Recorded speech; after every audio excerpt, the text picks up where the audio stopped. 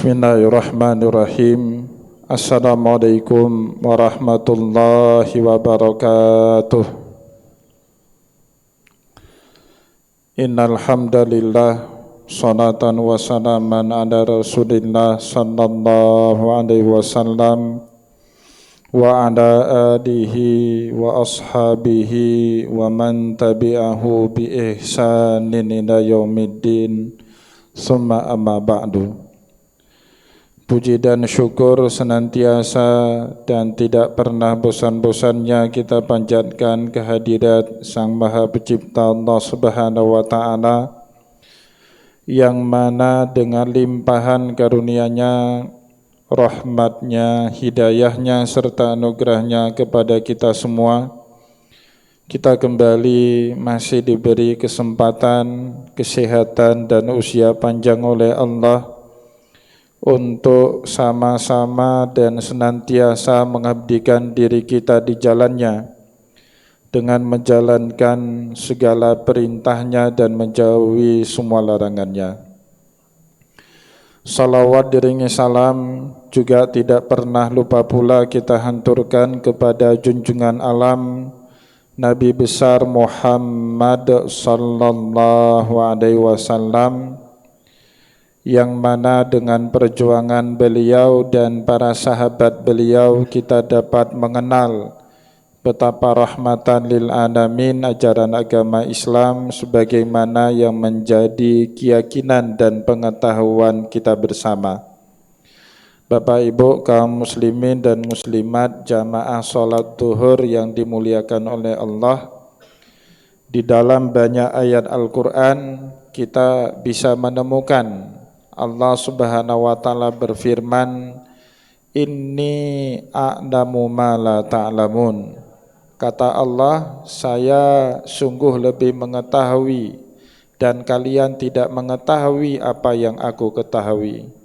Misalnya Bapak Ibu kaum muslimin dan muslimat yang dimuliakan oleh Allah, ayat seperti ini muncul di penghujung akhir ya dari salah satu ayat dalam surat Al-Baqarah. Saat Allah Subhanahu wa Ta'ala mewajibkan perang kepada kita, Allah berfirman dalam ayat tersebut, Kutiba alaikumul qitalu wa huwa kurhul lakum. Telah diwajibkan kepada kalian berperang dan boleh jadi itu tidak kalian senangi. Memang tidak ada manusia yang waras senang dengan yang namanya perang.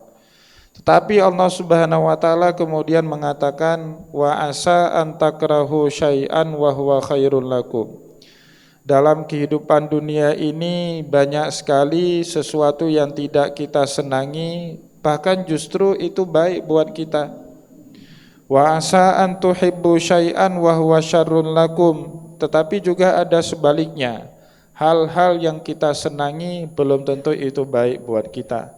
Allah menutup firman-Nya itu dengan berkata, Wallahu ya'lamu wa antum la ta'lamun. Allah lebih mengetahui dibandingkan pengetahuan kalian.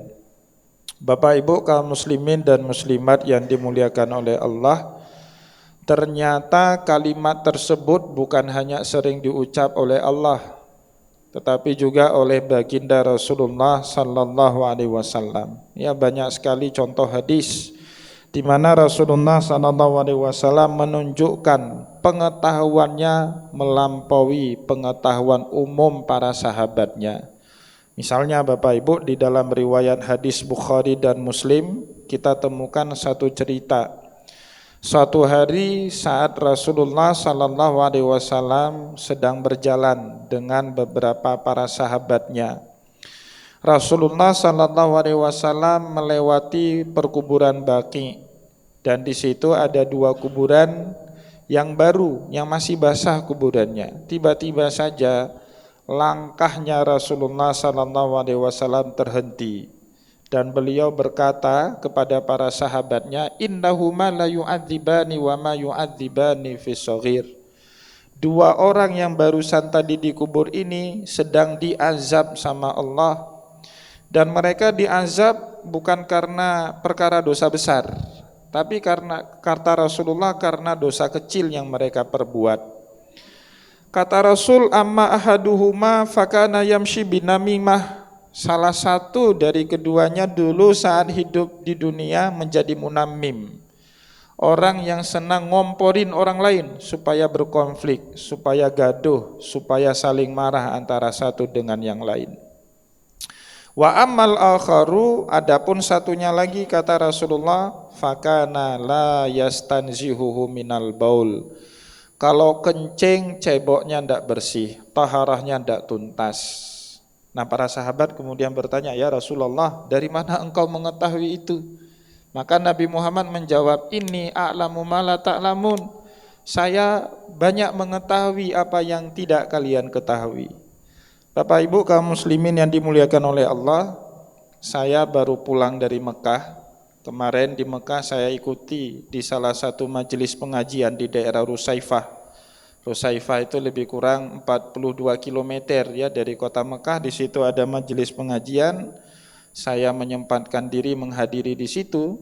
Ya, kata salah seorang tuan guru di situ, Bapak Ibu, ternyata yang inni a'lamu ma la ta'lamun bukan hanya Allah dan juga bukan hanya baginda Rasulullah, tetapi juga berlaku kepada warrasikhuna fil ilmi, mereka yang dianugerahi oleh Allah Subhanahu wa taala ilmu agama yang mendalam.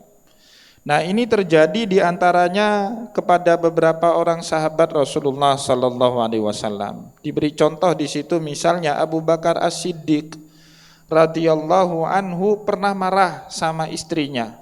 Sebabnya apa? Istrinya Abu Bakar As-Siddiq pernah menyiapkan makanan berbuka puasa, padahal itu puasa sunnah Senin Kamis. Dan ternyata sajian berbuka puasa mereka yang puasa sunnah Senin Kamis itu lebih mewah, lebih meriah, lebih semarak daripada hidangan berbuka puasa yang biasanya disajikan oleh istrinya Abu Bakar pada saat puasa Ramadan. Abu Bakar As-Siddiq kemudian memecahkan beberapa piring itu, dipecahkan sengaja oleh Abu Bakar As-Siddiq, dipecahkan. Kemudian istrinya Abu Bakar bertanya, wahai suamiku, kenapa engkau memecahkan piring-piring ini? Maka Abu Bakar As-Siddiq radhiyallahu anhu menjawab, tidak pantas bagi kita untuk memiliki hidangan berbuka puasa lebih meriah, lebih mewah dibandingkan hidangan berbuka puasa di bulan suci Ramadan. Jadi Abu Bakar itu seolah-olah diberitahu sama puasa hari Senin, diberitahu sama puasa hari Kamis, kalau dia ini tidak lebih patut dirayakan dibandingkan buka puasa kita di bulan suci Ramadan. Maka itulah sebab Bapak Ibu kaum muslimin yang dimuliakan oleh Allah, ya, di dalam berbagai hadis dan juga cerita di dalam berbagai kitab para ulama, yang namanya ibadah wajib itu tidak mau pernah disaingi oleh yang namanya ibadah sunnah. Kita kasih contoh misalnya ibadah puasa Ramadan. Itu niat pada puasa wajib seperti puasa Ramadan harus kita lakukan di malam hari. Bahkan Rasulullah SAW mengatakan dalam satu hadis, wa man lam yabit niyatahu fala siyamalahu. Orang yang tidak niat puasa Ramadan di malam hari, maka keesokan paginya tidak ada puasa baginya. Tetapi puasa sunnah boleh kita niat di siang, bahkan sebelum matahari tergelincir, sebelum azan sholat duhur.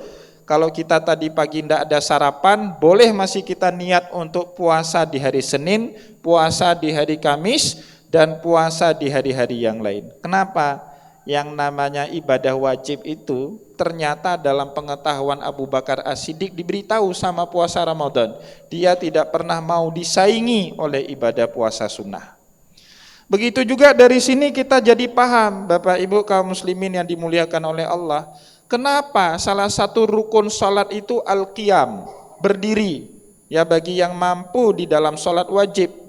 Tetapi sholat sunnah, mampu atau tidak mampu, boleh kita lakukan sambil duduk. Sebentar lagi mungkin kita sholat sunat rawatib ba'diyah 2 rakaat. Itu sepakat semua ulama mazhab 4, fikih Hanafi, fikih Maliki, fikih Syafi'i, fikih Hambali, boleh kita mengerjakan sholat sunat rawatib ba'diyah. Walaupun kita mampu, boleh kita kerjakan sambil duduk. Tetapi tidak dengan sholat wajib. Tidak boleh kita sholat subuh sambil duduk, padahal kita mampu. Tidak boleh kita sholat maghrib sambil duduk padahal kita mampu. Tidak boleh kita sholat isya, sholat duhur, sholat asar sambil duduk padahal kita mampu. Kenapa? Karena menurut pengetahuan orang-orang yang punya ilmu mendalam seperti Abu Bakar As-Siddiq, yang namanya ibadah wajib tidak pernah mau disaingi dengan ibadah yang sunnah. Oleh sebab itu Bapak Ibu kaum muslimin dan muslimat yang dimuliakan oleh Allah, Imam Ibnu Athaillah Iskandari di dalam kitabnya yang sangat terkenal, kitab Al-Hikam, mengatakan gejala terjadinya penyimpangan di dalam agama pada saat masyarakat itu lebih prioritas mengerjakan ibadah sunnah dibandingkan ibadah wajib. Nah, itu salah kaprah. Ada orang zikir sampai larut malam, sholat subuhnya tidak kerjakan. Itu udah salah. Dan beliau menyebut orang yang memprioritaskan ibadah sunnah di atas ibadah wajib, minasyahwatil khafiyah, ada syahwat terselubung di dalam diri orang tersebut. Semoga-moga dengan pengajian, dengan penyampaian dan tausiah pada hari ini, kita lebih bisa memprioritaskan yang wajib kita utamakan, yang sunnah alhamdulillah kalau kita bisa kerjakan. Kalau kita tidak bisa kerjakan, ya tidak punya konsekuensi apapun.